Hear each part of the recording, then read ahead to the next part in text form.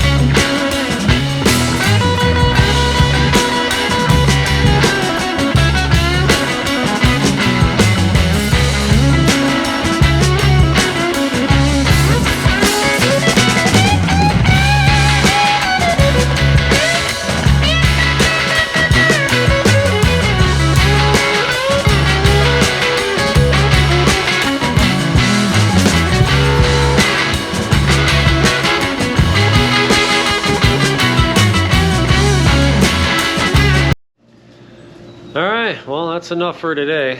It's a nasty day. I mean, it's still, well, you can tell the snow melt's working, but it's just a nasty, sleety snow day. Everything on the roads is gonna be terrible. But yeah, that was shit. I never stopped my timer on when we stopped. So mine is probably like 10 minutes here. So yeah, we split for 2.5 hours of exact split time. So 2.5 hours, and we did 8 face chords. 8 face chords. So you can calculate that. So it's not bad. It's probably a quarter an hour, give or take. Yeah, so we feel every time we fill the trailer, it's 2 face chords, actually a little bit more. So, but yeah, so we got some left over. I mean, this is probably a face chord, that's for sure. 1.5 faces. That rack over there is a face chord. So yeah, about a little over a full chord left to do. But not too bad. So hopefully you guys like the multiple different angles that I did for the time lapse to kind of get you, so you could kind of see it splitting and what it does when it gets down past the wedges and the log lift and the conveyor there. So, but yeah, it's not bad for 2 hours of actual split time. We did stack everything but the last thing we just split here, so pretty good. I'm happy with it. I mean, it does enough. Each piece is roughly the same. All the cutoffs that I was throwing in the wheelbarrow here goes right in the boiler. It's ash, so it's dry enough to burn, and it burns great. So I mean, if it was any type of other hardwood like maple or anything, any other hardwood, I wouldn't throw in there because it'd be too wet, too much moisture. So yeah, that's probably it for today. I'm gonna go in and warm up, and yeah, as always, keep burning.